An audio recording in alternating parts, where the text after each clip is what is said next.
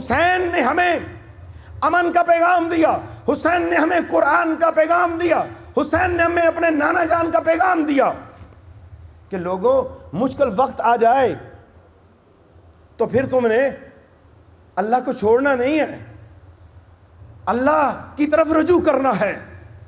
مشکل سے ہماری اکانومی ڈوب رہی ہو، ہمارا سسٹم ڈوب رہا ہو، ہم تباہی و بربادی کے دہانے پہ ہوں، ہمیں کوئی کامیابی نہیں دے سکتا، کوئی IMF کوئی قرضہ نہیں دے سکتا، کوئی دنیا کی طاقت ہمیں درست نہیں کر سکتی جب تک دنیا بنانے والا رب ہمارے اوپر رحم نہ کرے۔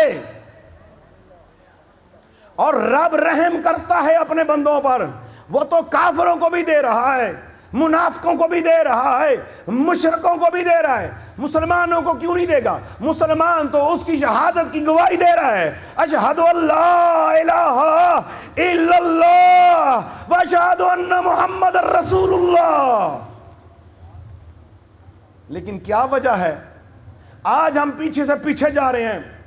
مشن حسین بتاتا ہے کہ جب تمہارے اوپر ظالم حکمران آ جائے، ظلم کا نظام آ جائے، ریاست پہ کفر تو رہ سکتا ہے، ظلم نہیں چل سکتا، کیونکہ کفر نکھر کے آتا ہے، وہ کہتا ہے کہ میں کفر ہوں، لیکن ظالم بھیس بدل کے لوٹتا ہے، منافق بھیس بدل کے لوٹتا ہے۔ اس مشکل وقت کے اندر آپ نے قرآن اور سنت کو نہیں چھوڑنا، اللہ کی کتاب کو نہیں چھوڑنا، رائے حق کو نہیں چھوڑنا، ثابت قدم رہنا ہے، جس طرح حسین اور رفقائے حسین میدان کربلا کے اندر ثابت قدم رہے۔ مشکل میں کیا کرنا ہے ہم نے؟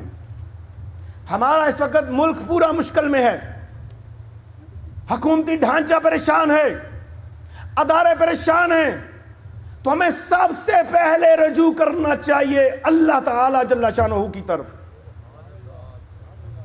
ہر چیز کا علاج، ہر مشکل سے چھٹکارا، ہر غم سے آسانی کی طرف، ہر بیماری سے شفا پانے کے لیے اللہ نے قرآن میں ارشاد فرما دیا ہے۔ مزید ویڈیوز دیکھنے کے لیے محمدی رونی قافلہ کے آفیشیل چینل کو سبسکرائب کریں اور بیل آئیکن کو پریس کریں۔